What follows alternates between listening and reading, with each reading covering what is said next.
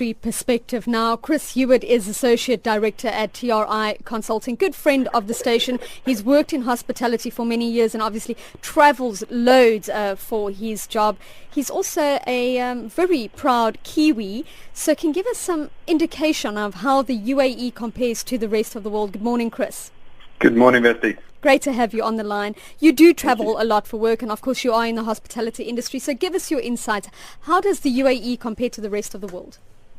Well, I think, every market has got its own unique characteristics when it comes to the concept of tipping. If you look at some places like, for example, America, tipping is very much ingrained as part of society and is frowned upon very heavily if you don't tip, particularly within restaurants and likes, purely because wait staff in that country generally do not earn a very high salary, so tipping is a big part of their income.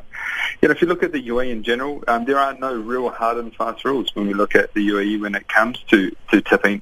But in order to have a bit of a guidance, DTCM have been very good in clarifying some sort of guidelines for visitors when they come to the country when it comes to tipping. So for example, if you go to a restaurant, they sort of generally advise that to have a tip of sort of 10 to 15% of the bill. Taxis, they say, should be about 5 to 10 dirhams, or it's rounded up accordingly.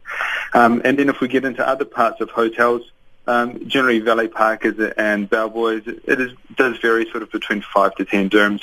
But if you do have a lot of luggage and some that are quite heavy, generally it pays to sort of give a little bit more. And then if you're going for a nice spa treatment and pampering yourself, the general rule is roughly about 10 to 15% for that. Do you think there should be a rule here, though, like there is in America, that you at least have to tip 10%? I don't think so. If you look, there is service charges that are included within the bills within restaurants and hotels. So there is already a mandatory service charge that's included. Now, how much of that goes towards the staff varies depending on the individual owner and their own policy within that particular company. But in the majority of cases, a lot of it does go towards the staff there. But I think when it comes to tipping on top of that, it really does depend on the level of service. If you think the person is giving you a service that exceeds what you were expecting and they've been very helpful and accommodating to your individual needs or specific requirements, and I think that a tip is appreciated. In general within the hospitality industry, tipping is not it's not really expected, but it is appreciated when it comes, and it is a form of recognition for a level of service that someone is given. But I think the most important thing, and I think this is across the board, is that treat hotel staff and restaurant staff with respect, and a thank you goes a very long way. Is there any way, Chris, that you can make sure that your waiter receives the tip you leave, or does that really depend on the venue you're dining in? Well, I think it depends on the venue and the dining, but generally, a tip that is incorporated within a credit card payment or a debit card payment as part of a rounding up, that would be most likely distributed. Tips that are given to people in the form of cash would either be accepted and taken from the colleague itself or for the person, or they're collected and then distributed amongst all the staff. That way, particularly in hotels, generally the collection and distribution is the best way of doing it. It prevents any form of dispute. At the end of the day, some people might receive higher tips than others, and at the end of the day, it works out to be even over a longer period of time. Is it a seasonal thing as well? Is this a season for tipping?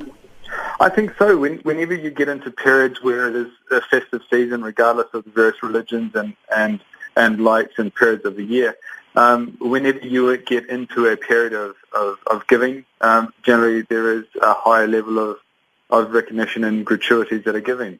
So we are into the season now, and I think people do feel more generous, and they are embracing the spirit of giving.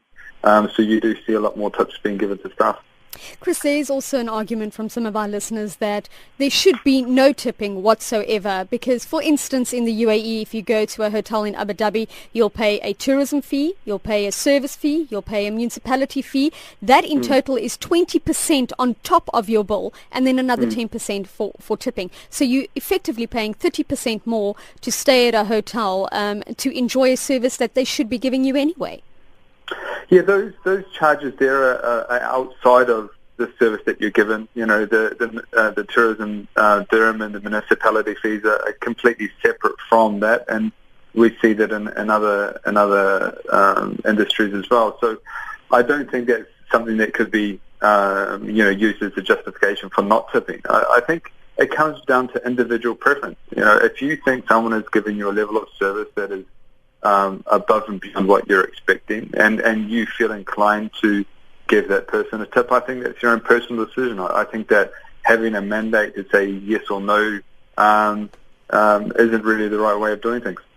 It's obviously a personal choice as well, and I know, having worked in the hospitality industry myself years ago, there are certain nationalities you target for tips. So, Chris, in this time of giving, where do the Kiwis rank?